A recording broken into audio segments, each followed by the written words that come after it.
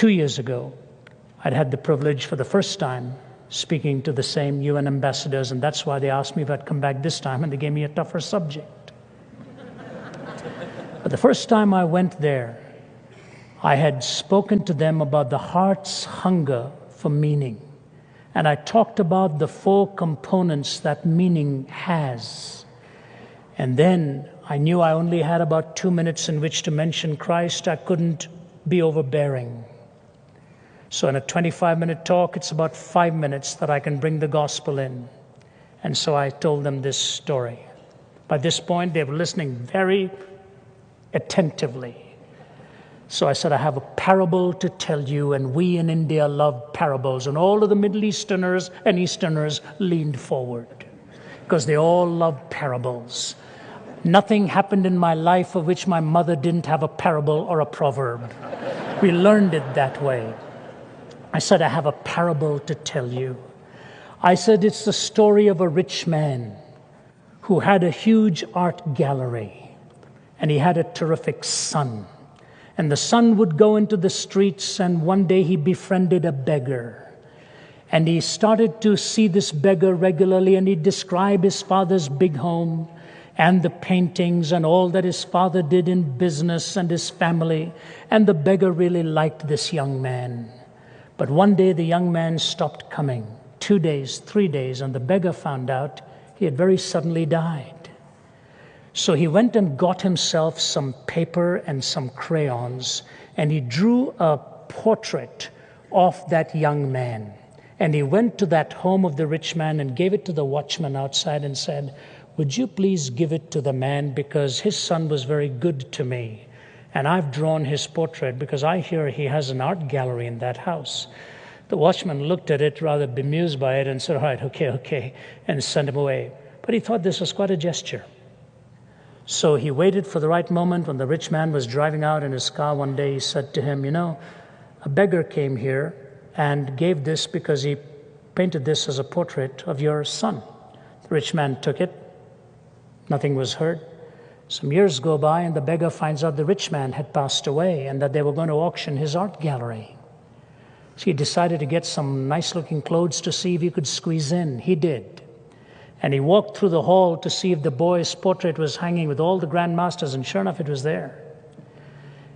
And the auctioneer came, and all these aficionados with their wonderful little lenses and all studying all of this stuff.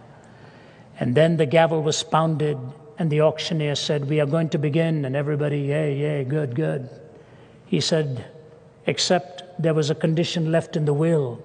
The rich man said, this portrait of his son is the first one to be auctioned. And there was a moan and a groan. Nobody bid on it. The beggar put his hand into his pocket, got a few coins, and bid what he had. No counteroffer, gavel pounded, sold. He goes to pick it up, and as he's walking away, the gavel pounds again, and the auctioneer says there was a second condition. In the will it said, whoever bids on the portrait of the son gets the whole art gallery.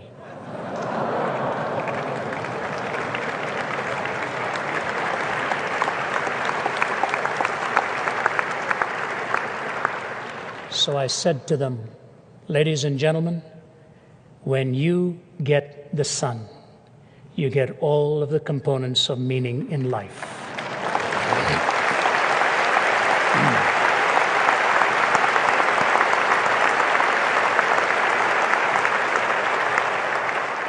They threw their head back in absolute surprise. It was a wonderful thing to see.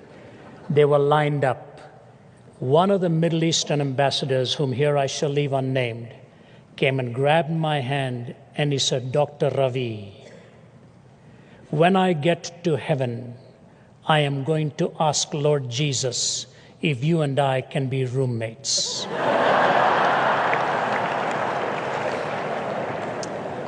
My wife did not like that suggestion. I said to him, sir, when you get to heaven and you see the Lord Jesus Christ, you won't want anyone else for a roommate. He kissed the back of my hand and said, you're right. And he walked away. When you get the Son, you get the way, the truth, and the life. You get all that you need to understand about reality within and without. And that is why in a world right now skidding out of control, in a world where the sounds of weapons are in many parts deafening to the ears of its people, in a world where sexuality is becoming desacralized, where homes are being attacked, where we search and long for something or someone that would provide for us the answers, the Lord Jesus stands tall once again and says to you and to me, "Come unto me, all ye that labor and are heavy laden, and I will give you rest. For I, if I be lifted up, will draw all men unto me. He that has the Son hath life. He that has not the Son has not life, and shall come into condemnation." That's why one of the most sensuous of all men, who died in 1991, I believe, Malcolm Muggeridge, lived so sensually for so long, indulgent, reprobate, derelict in his own ways, said he got so much fun by being a peddler with words. I had the opportunity of spending some hours with him before he died, a man who then came to find Christ in his latter years. He said this: we look back upon history, and what do we see?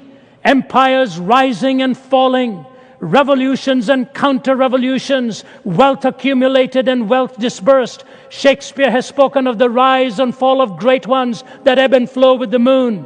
I look back upon my own fellow countrymen in England, once upon a time dominating a quarter of the world, most of them convinced in the words of what is still a popular song, that the God who made the mighty shall make them mightier yet. I've heard a crazed, cracked Austrian announce to the world the establishment of a Reich that would last 1,000 years. I've seen an Italian clown saying he was going to stop and restart the calendar with his own ascension to power. I have seen America wealthier and in terms of military weaponry more powerful than the rest of the world put together, so that had the American people so desired, they could have outdone a Caesar or an Alexander in the range and scale of their conquest, all in one lifetime, all gone.